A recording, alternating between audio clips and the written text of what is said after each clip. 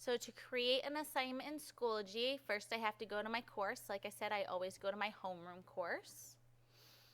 All right. And then I go into the folder that I want the assignment to be submitted under. So if I'm working through lessons 1 through 5, I'm going to put it here. I always go to add materials and then go to add assignment. An assignment means the students are going to submit something. So I'm going to give it a name. So let's say lesson 3, comparing ratios. All right, I always give the directions here. 1, 2, 3. Okay. How many points you want it out of? Sometimes I have it out of 100. Sometimes I just have it out of 10. You decide how you want to grade it. Then you can choose a category. Probably if this is the first assignment you have, you need to hit create a new category for your students. So let's just say it's homework. Okay, I strongly suggest disabling comments enabled because you will have 20 kids comment on it, and an assignment that's submitted really doesn't need any comments. Make sure that gold box with the green arrow is colored. Okay, submissions are enabled. All right, and then I hit create.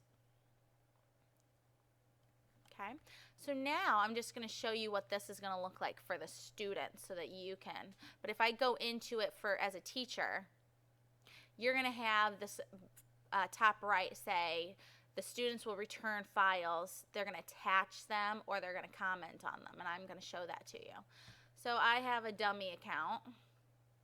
Let's see, and I'm going to log into it. So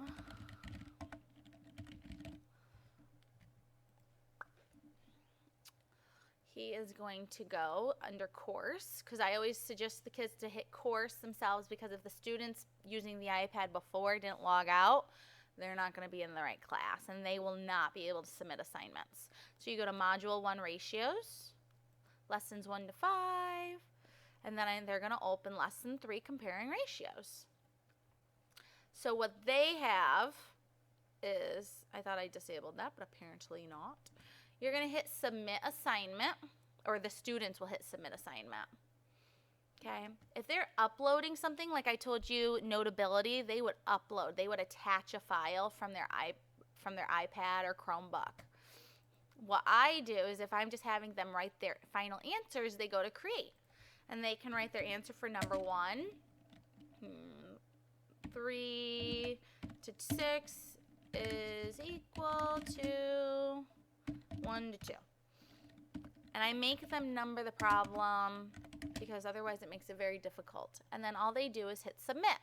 However, they can also hit save draft if they didn't finish, and they can come back to it. So if we hit submit, this is what's great about it. So they submitted. All right. They can get back into their submit by hitting assignment submitted and then hitting new draft. And they can edit their work. So I have a lot of students that forget to do question 5. They can go back and edit. They didn't lose what they had already. So they might have 12/36 is equal to 1 to 3. Okay? And then they can submit it again. And that is how you can complete an assignment. The way to grade that assignment, so I'm going to go back to Mrs. Koval's account. Okay, so this is my teaching account. If I go to lesson 1 to 5 and then go back into lesson 3, comparing ratios, now over to the right, I can see that I've had somebody submit an assignment. Oh, this isn't my teaching account. Let me get into the teaching account.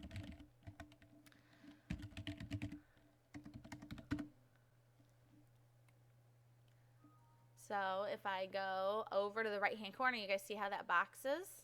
You can get to your submissions by your students here. See, here's my lesson 3 comparing ratios. Here's another way to go. I go courses to Koval. And then go to the folder, and then the other folder, and then the assignment. And then here is Paul Girding's submission. And here is what he did. So I can grade it. So I can say, well, he got 2/3 of it right, so he got a 67%. And then I like to write them a little note. Didn't answer number 3. And then if you click that box, it's shown to the students. And that is how you can create an assignment and grade an assignment. Good luck.